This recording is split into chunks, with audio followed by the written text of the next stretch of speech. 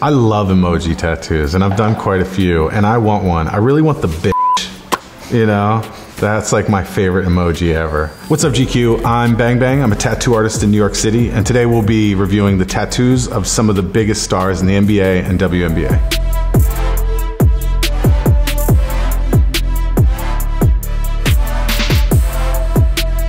So I've been tattooing a long time. You know, when I first started tattooing, I would have never imagined I would tattoo LeBron James or some of the great athletes that I've gotten to meet and tattoo. It's a little surreal to be here and to be able to do my work for them who've done so much work. So some of my clients are obviously LeBron, Rihanna, Justin Bieber, and Kylie Jenner, and Selena Gomez. I could go on for days.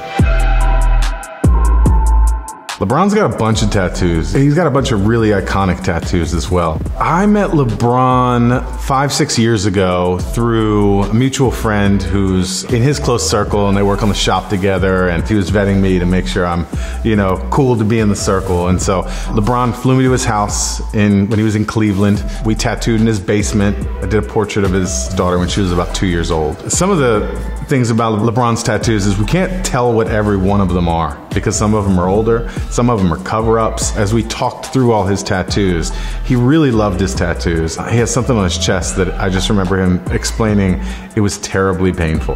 He did pretty good on his low shoulder blade when I tattooed him. Little peek in the future, he wants a lion on his finger like mine. I think my favorite tattoo on LeBron, other than the one I did, of course, is Chosen One. I think there's something really poetic in embracing the pressure, and I think no one in the history of sports has had the pressure that LeBron James has. He was the chosen one when he was in 8th grade.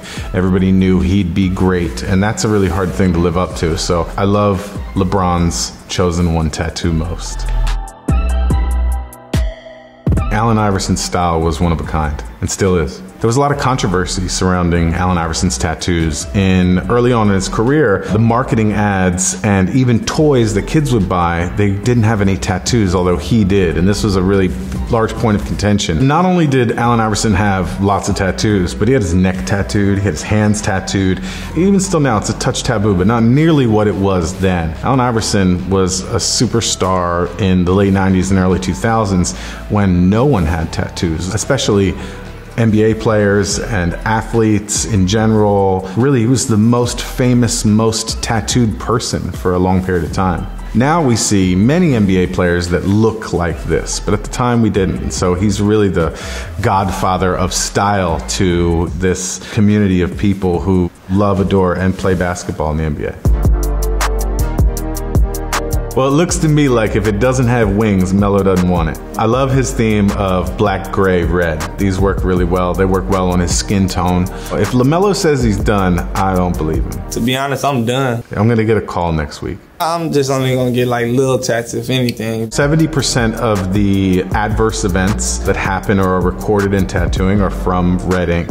What the reason is a little scientific and, you know, probably based on immune response and sensitivity to the particle. The body is constantly breaking down our pigments throughout our life. Red ink can have inflammation or irritation years after you get it. So it's really based on your own biology, your own biochemistry, and your immune response to the pigment.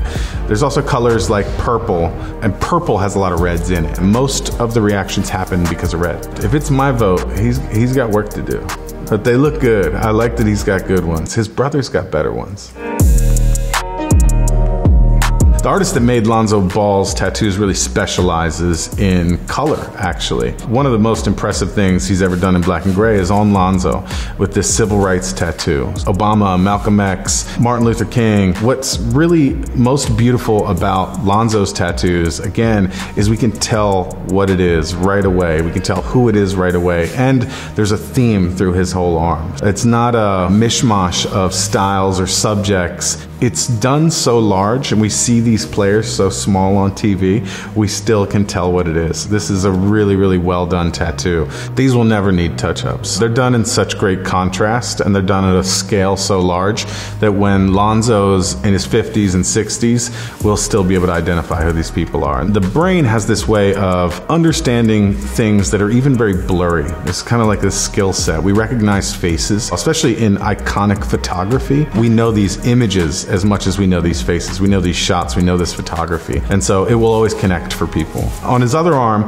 this kind of gates of heaven and scripture, I really like that because again, we have one body part that has one theme, and that's something that really speaks to me, and it's well thought out. Luka's got some great ones. You're never going to regret an animal tattoo. You might regret your girlfriend or boyfriend's name, but good choice there. I like the symmetry of his eagle and his all-seeing eye a lot, and his tiger is really well done. Luka's one of the people I really want to tattoo, so call me.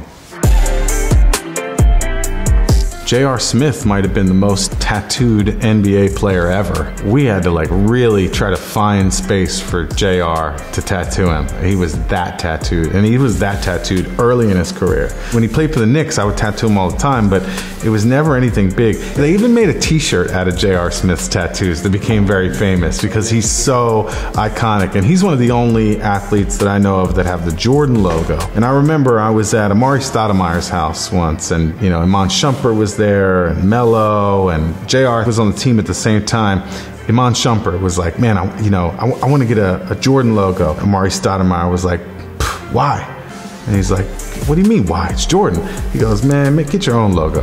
And he didn't get it, and I'll never forget that. This kind of like, don't glorify anybody, glorify yourself. That was a cool conversation I got to witness. But specifically to JR, I don't know if anybody's more tattooed than JR. I mean, down to every finger, every knuckle, every bit of him is tattooed. Young Money, he's old money now, we're the same age.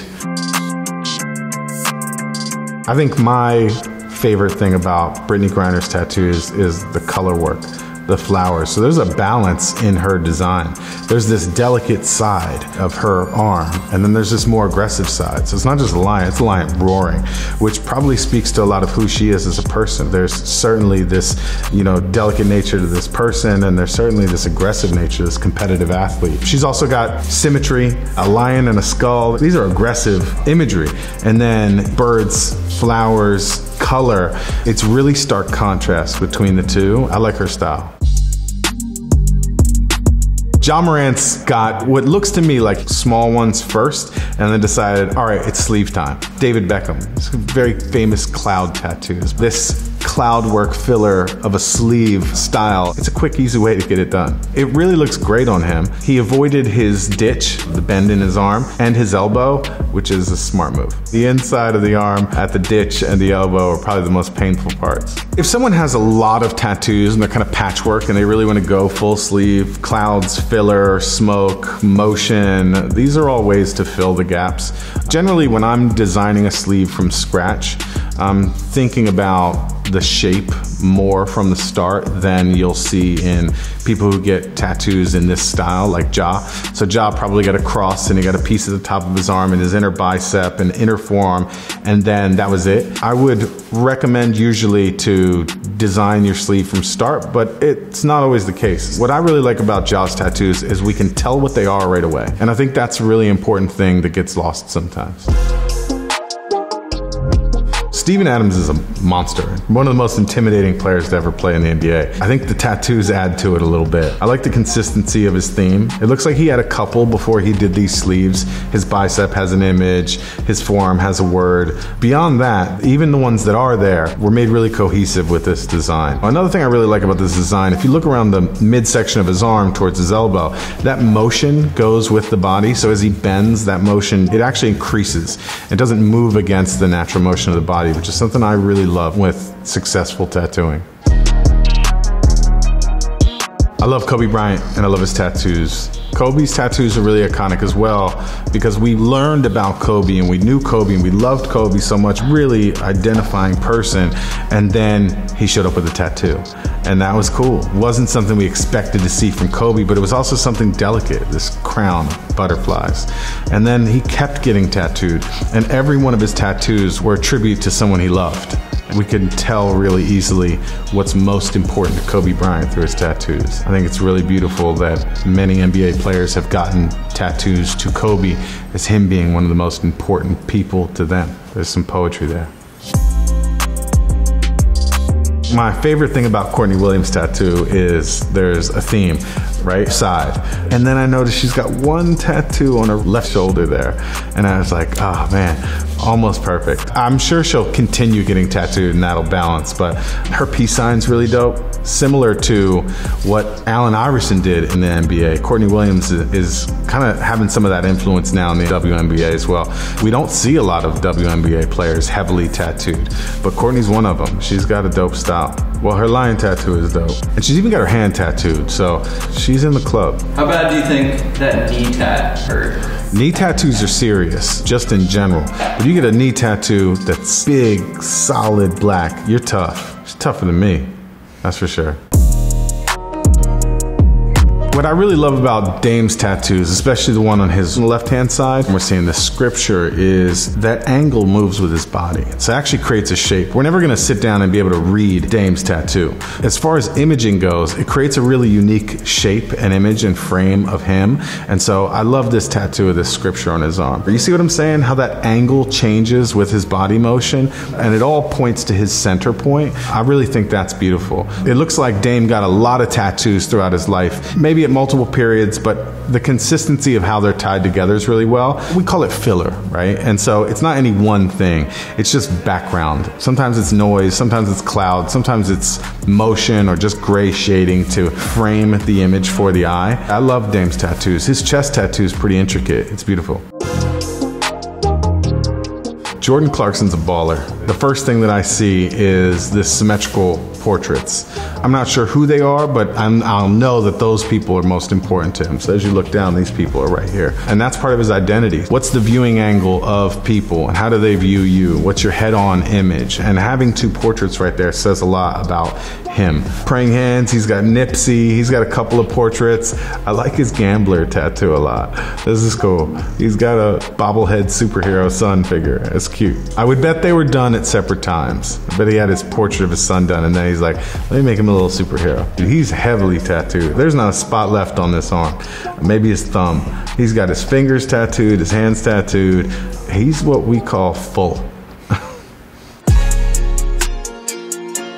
Kevin Durant has my favorite nickname ever, Slim Reaper.